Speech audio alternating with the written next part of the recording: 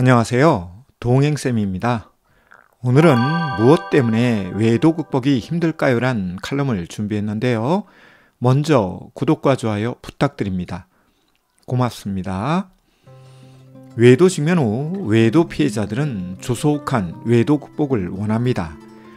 그런데 이것이 말처럼 쉽지 않다 보니 외도 피해자들은 점점 지쳐갑니다. 외도 피해자들이 외도 극복을 서두르는 이유는 그만큼 고통이 크고 괴롭기 때문입니다. 그런데 외도 발생의 원인도 다양하듯이 외도 극복에도 다양한 변수가 존재합니다. 대표적 변수로는 외도 행위자 변수가 있는데요. 외도 행위자가 외도 극복에 비협조적이거나 외도를 지속하는 경우, 새로운 외도를 만드는 경우나 다짜고짜 이혼하자고 하는 경우, 그리고 외도 극복을 위한 상담 치료를 거부하는 경우 등등 수많은 외도 행위자 변수가 존재합니다. 이런 경우와 직면한 외도 피해자들은 무기력에 사로잡히고 무기력감을 느낍니다. 이에 좌절과 실망뿐만 아니라 심신이 피곤해지고 이러지도 저러지도 못하는 공경에 빠지죠. 그럼 외도 극복에 외도 행위자 변수만 있을까요? 아닙니다. 외도 피해자 변수도 존재합니다. 이에 오늘은 외도 극복을 원하는 외도 피해자를 위해 다음과 같은 것은 조심하라는 뜻에서 영상을 만듭니다.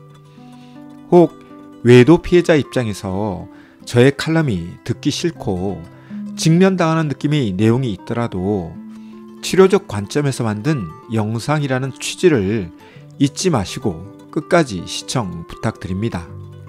제가 그동안 외도 상담을 진행하면서 보니 다음과 같은 성향을 가진 외도 피해자들 혹은 외도 부부들의 경우 외도 극복이 더디었는데요. 첫째, 과민한 기질이나 성격을 가진 경우입니다. 기질이나 성격은 선천적 혹은 후천적으로 형성되기에 하루아침에 바뀌거나 변하지 않는데요. 그럼에도 불구하고 평소 과민한 기질이나 성격을 가진 경우 외도 극복에 방해가 되는 경우가 많았습니다. 이런 분들은 작은 자극 하나만 경험하거나 직면하면 이 부분에 대해 과잉 몰입하고 매몰되는 경향이 높죠. 따라서 과민한 기질이나 성격 소유자들은 자신의 기질과 성격을 조금 둔감시킬 필요가 있습니다. 이를 위해 인지치료나 행동치료 등 도움이 필요합니다. 둘째, 조급한 성향을 가진 경우입니다. 이건 역시 기질과 성격 관련 부분인데요. 그럼에도 불구하고 기다림이나 여유가 없고 충동적이거나 즉시 문제 해결을 해야 속이 풀리는 분들이 외도와 직면하게 되면 조급증을 냅니다. 여기에는 고통에서 벗어나고자 조급증을 내기도 하지만 기다림에 대한 훈련이 부족해서 조급증을 내기도 하죠. 조급증은 상황과 문제를 종합적으로 보지 못하게 하고 순간적인 선택과 판단으로 인하여 많은 오류와 실수를 몰고 올 수 있습니다. 특히 조급증이 심한 분들은 외도 상담 한두 번 받고 나서 자신이나 배우자에게 왜 변화가 없느냐며 몰아세우다가 역풍을 맞기도 하죠.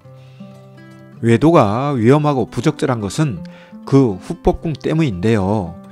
무슨 이야기냐 하면 다른 어떤 사건보다 외도의 악영향과 후유증이 오래간다는 것이죠.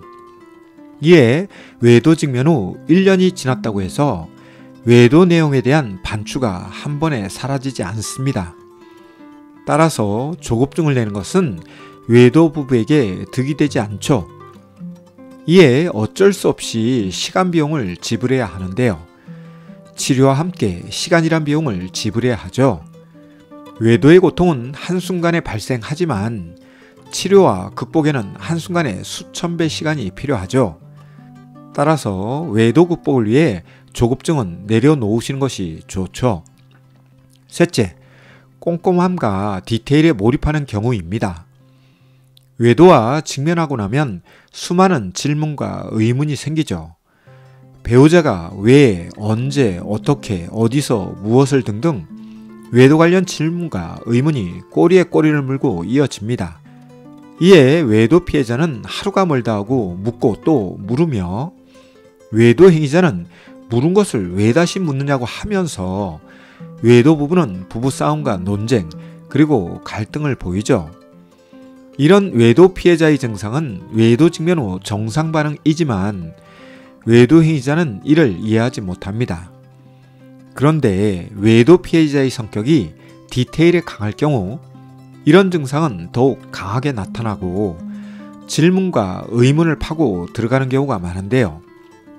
유감스러운 것은 이 세상에 공짜가 없기 때문에 외도에 대해 많이 알면 알수록 이해가 되는 것과 함께 외도 트라우마도 함께 증가한다는 것이죠.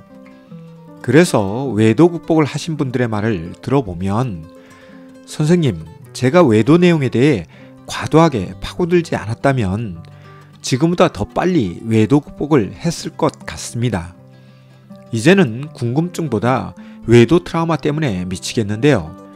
이를 어떻게 해야 할까요? 라며 하소연하죠. 그렇습니다. 외도 내용을 다 안다고 해서 외도 상처가 치료되는 것도 외도 예방이 이루어지는 것도 아닌데요. 외도 피해자는 궁금하면 잠시도 가만히 있을 수 없죠. 그래서 묻고 또 묻고 파고 또 파는 성향을 보이는데요. 그 결과 늘어나는 것은 속 시원함이 아니라 외도 관련 트라우마죠. 따라서 과도하게 디테일에 몰입한다면 이는 조심해야 한다는 것을 말씀드립니다. 마지막으로 넷째, 완벽주의적 성향을 가진 경우입니다. 사람들 중에는 완벽주의적 성향을 가진 경우가 있습니다. 완벽주의적 성향을 가진 분들은 불안에 취약한데요. 강박적인 성향을 가진 분들과 비슷한 성향이죠. 이에 작은 자극, 작은 단서만 있어도 불안에 휩싸이죠. 따라서 모든 것이 완벽해야 안심하는 경향이 있는데요. 특히 외도 관련 질문과 의문을 반복하는 것도 일종의 강박적 행동이라고 할 수 있습니다. 다만 자신이 원하는 완벽한 답을 얻지 못하면 들은 답을 부정하거나 부인하면서 심할 경우 거짓말한다고 주장하기도 하는데요. 결국 의문을 가진 사람이 되는 것이 아니라 의심에 가득 찬 사람이 되고 맙니다.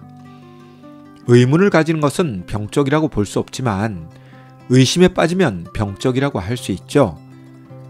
따라서 완벽주의적 성향을 가진 분들이 그렇지 않은 분들보다 외도 극복이 더 느린데요.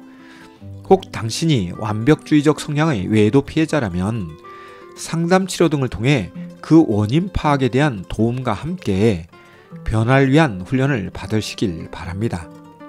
이 외에도 외도 극복을 방해하는 요인들은 다양합니다. 그런데 오늘은 4가지만 다루어 봅니다. 외도와 직면하셨나요? 외도 극복을 원하시나요? 그런데 앞에서 언급한 성향을 가지고 있으신가요? 주변 부부상담센터 도움으로 자신의 성향에 대한 성찰과 변화, 그리고 외도 극복을 위한 도움을 받으세요. 오늘은 외도 극복에 방해되는 성향에 대해 다뤄 보았는데요. 내용에 공감되었다면 구독과 좋아요 부탁드립니다. 고맙습니다.